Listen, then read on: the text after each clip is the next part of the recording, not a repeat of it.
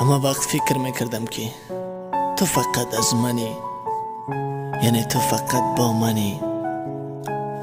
زندگی تنها با تو شیرین و گوارا میگذرد.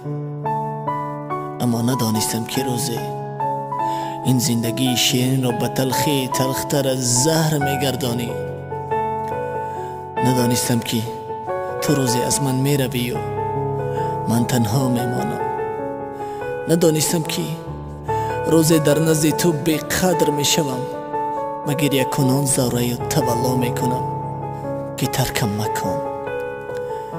لیک تو دیگر میشوی، تو غم نمیخوری، من میمیرم.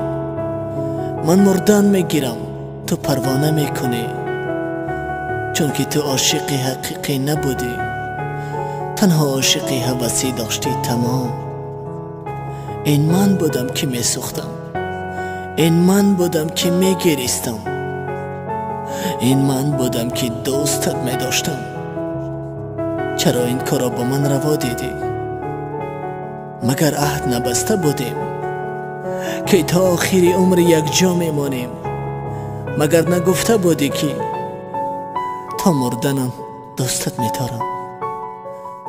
مگر این تو نبودی که گفتی تا هستم با تو میمانم؟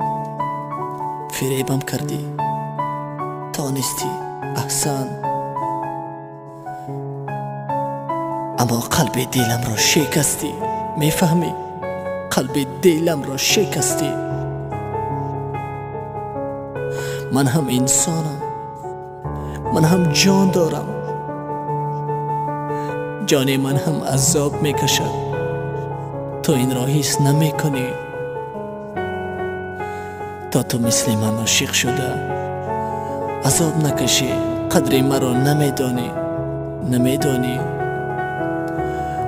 آه عشق، تو این قدر عاشقان را میسوزانی، دلت نمیسوزد. این قدر عاشقان را میگریانی، مگر تو این قدر سنگ دل هستی؟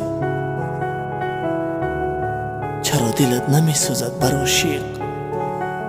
ای عشق، ای عشق.